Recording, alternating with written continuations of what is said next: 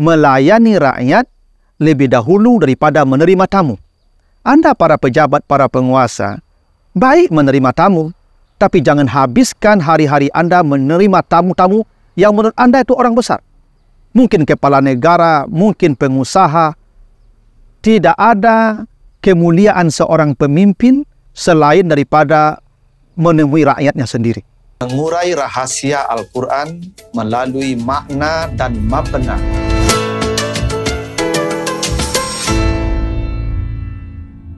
Assalamualaikum warahmatullahi wabarakatuh. Alhamdulillahi rabbil alamin. Assalatu wassalamu ala asrafil anbiya'i wal mursalin wa ala alihi wa ashabihi ajmain. Para pemirsa program Makna dan Mabna yang dimuliakan Allah, kembali kita lanjutkan bahasan kita dalam struktur dan bangunan kata dan kalimat di dalam Al-Quran, serta makna dan pesan di balik bangunan dan struktur kata dan kalimat di dalam ayat-ayatnya tersebut.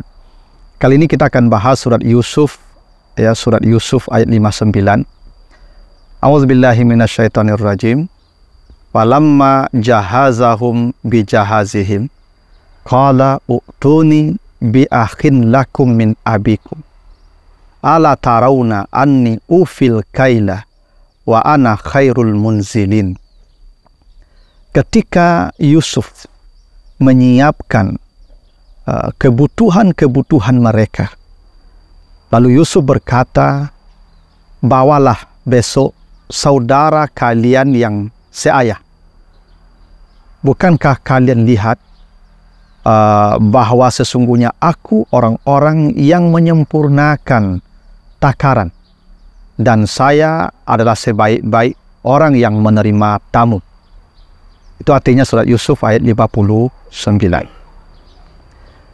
Ayat ini adalah bagian dari cerita Nabi Yusuf dan saudara-saudaranya saat Nabi Yusuf sudah menjadi pejabat atau penguasa di Mesir. Saat itu saudara-saudaranya yang dulu mencampakkannya ke dalam sumur datang ke Mesir mencari makanan. Karena di wilayah mereka, Palestina, dan ini juga terjadi di berbagai macam penjuru bumi ketika itu, sedang terjadi wabah kekurangan pangan. Mesirlah satu-satunya wilayah yang selamat dari kekurangan pangan karena Yusuf ditunjuk sebagai orang yang bertanggung jawab mengurus urusan logistik dan bulog ketika itu. Maka Yusuf mengambil kebijakan 7 tahun panen yang baik disimpan sebagian untuk menghadapi 7 tahun yang sangat berat karena paceklik melanda seluruh dunia.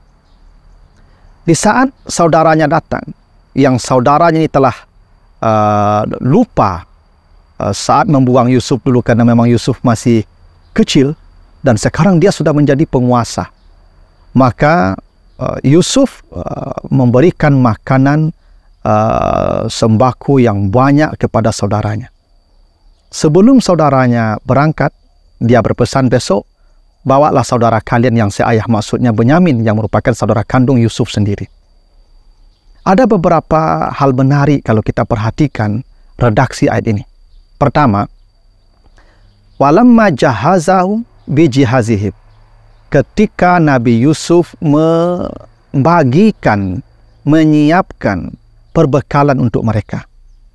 Yusuf ketika itu seorang penguasa, seorang pejabat. Ini menjadi isyarat bahwa seorang pejabat tidak mesti harus duduk di meja. Dia langsung terjun ke masyarakat, memberikan kebutuhan masyarakat, mendengarkan keluhan dan kesulitan yang sedang dihadapi masyarakat.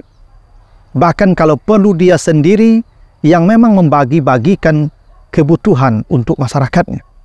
Memang begitulah sejatinya karakter pemimpin, bahwa dia harus terjun langsung ke tengah masyarakatnya yang sedang menghadapi kesulitan. Karena itulah Yusuf membagi-bagikan langsung kebutuhan masyarakatnya termasuk kepada saudaranya yang datang.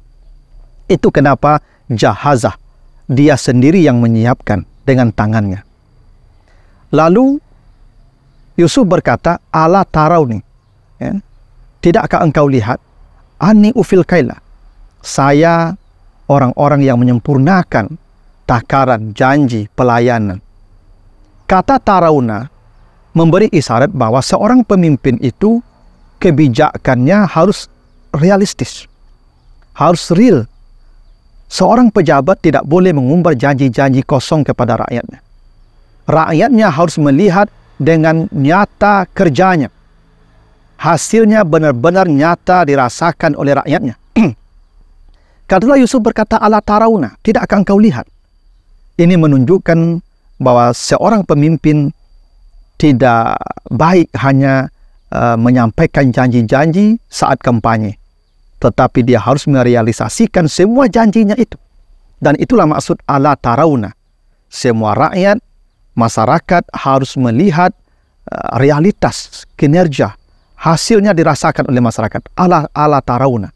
Begitulah kepemimpinan harusnya dijalankan oleh seorang pemimpin. Yang ketiga,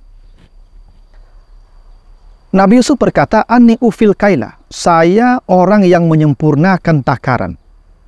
Seorang pejabat tidaklah layak mengurangi hak-hak rakyatnya. Dia harus memberikan semua hak rakyatnya secara utuh, sempurna. Karena itulah Nabi Yusuf berkata, ufil kail, saya orang yang menyempurnakan hak-hak kalian.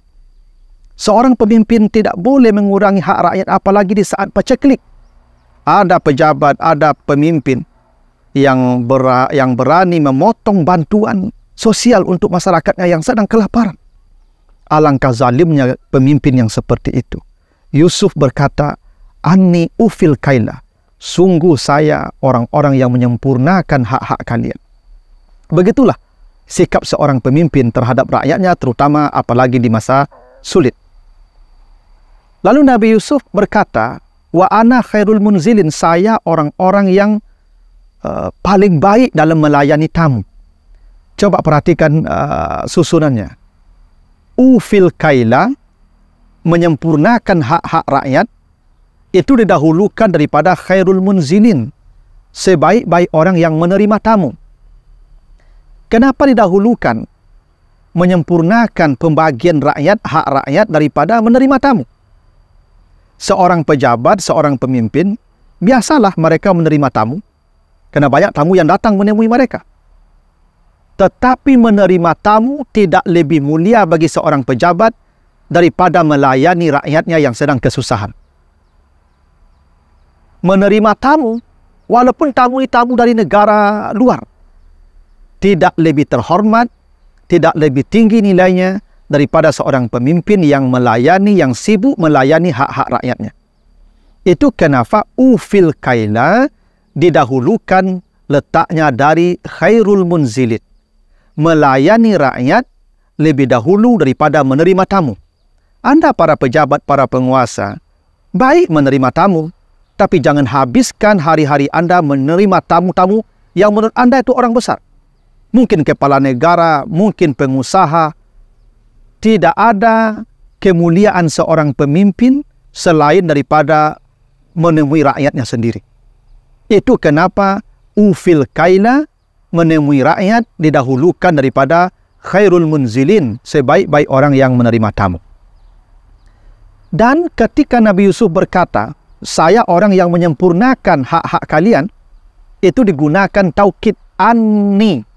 Anni ufil kaila. Sesungguhnya aku orang-orang yang menyempurnakan hak-hak kalian.